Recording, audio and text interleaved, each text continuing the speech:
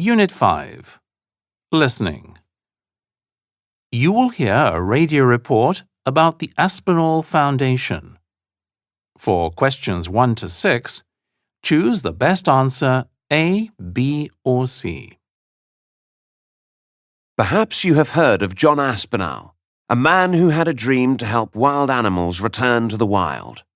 Now his son, Damien, who grew up among his father's collection of wild animals, has managed to make that dream come true.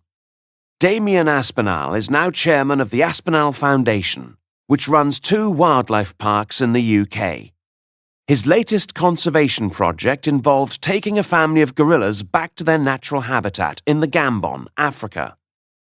The gorillas, most of which were born in Aspinall's Wildlife Park in Kent, England, were a close family with a large male gorilla called Jala as the leader of the group. Jala had been rescued from the wild as a baby when he lost his mother. He was taken to the wildlife park in England where he grew up. He joined a group of 3 other gorillas that had also been born in the wild, and soon the family started getting bigger as the female gorillas had several babies. Today, Jala is the father of more than a dozen gorillas. In 2013, he and 10 other members of his family were finally taken back to the wild. The journey home was a long and complicated one. In 24 hours, the group of gorillas were taken by lorry, 2 aeroplanes, a helicopter and a boat all the way from Kent in England to a remote part of Africa. Their final destination was the Batik Plateau National Park in the Gabon. Even before their arrival, the Aspinall Foundation had been working with the government to protect wildlife from poachers, who sometimes hunt gorillas illegally. They were still in danger from other gorillas in the area, which could have fought the new arrivals, but probably the biggest problem they faced was the risk of disease. Their first experience of a wild habitat was on a 10-acre island, so that they could adapt to the climate and the natural habitat.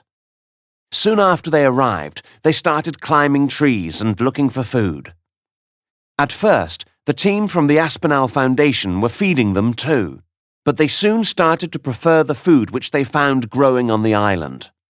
In this small area, the team were also able to check on their health and their progress. When the team felt that the gorillas were ready, it was time to give them access to the rest of the Batik National Park on the other side of the river.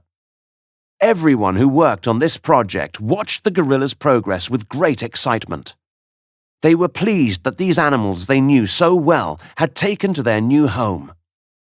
Those people who had taken care of the gorillas said that they would miss them, but they were also proud to have been part of such a successful conservation project.